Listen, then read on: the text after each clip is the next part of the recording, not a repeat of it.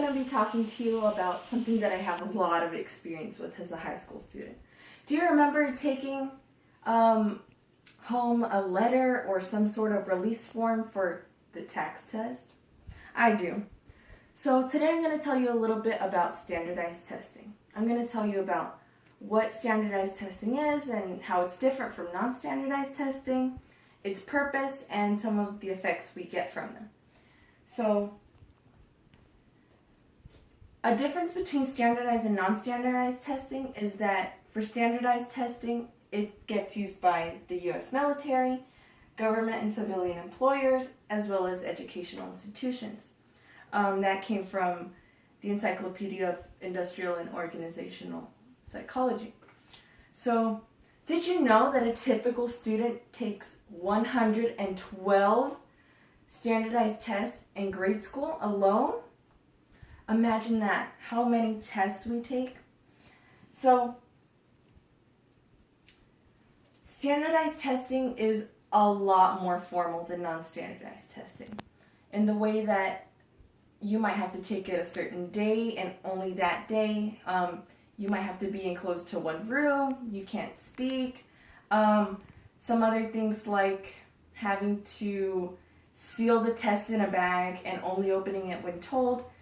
Those are signs of standardized testing. So standardized testing is there to compare one thing to another. So your course to some other school's course or something of that sort. While non-standardized testing is a lot less formal, and it's probably only going to be your teacher that gives that exact test out. Non-standardized testing is, like I said, a lot less formal, but it still measures progress and highlights maybe difficulties you might be having. They definitely don't compare your scores or what you do to other age groups or schools or anything of the sort, like standardized testing does. So that's how the two are different. So now that we've discussed how the two are different and what they kind of are, let me talk about their purpose. So why are they given? Well, like I said previously, standardized tests are supposed to compare schools or areas and see their difficulties and their strengths. They're supposed to compare other students in the same course. And now let's talk about the history.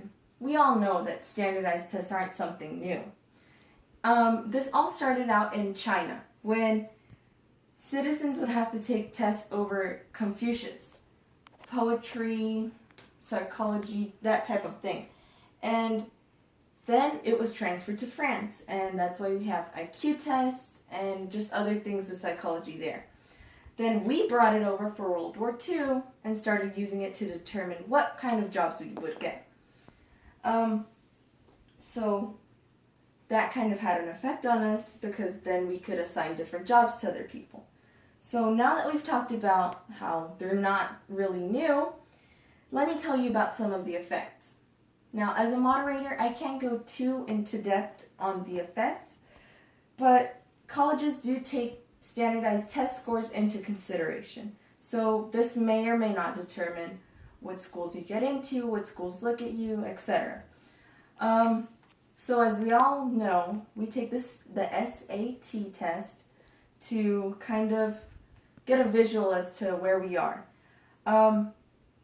According to ProProofs, your intelligence and aptitude for rational thinking is tested. So basically just how you think. So fun fact, did you know that originally the SAT test was scored as excellent, good, doubtful, poor, or very poor? Oh my goodness, imagine taking something like that for a standardized test. Well, this may also affect how teachers teach. So if they know that fractions are going to be tested more than long division, they'll take more time teaching you about fractions.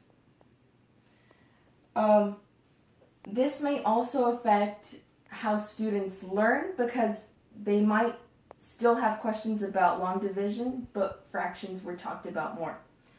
Now, this brings along controversies. Now, Some people say that there are good effects on students and schools from testing, while others say it's just a waste of time.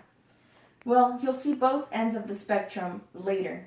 And so today I talked about something that a lot of people deal with in grade school. So I don't think this will go away in a long while, but today I told you about standardized testing and how it's different than non-standardized testing, as well as their purpose and that they've been around for a long time, as well as their effects. Now we'll pass it on to the controversial views. Thank you.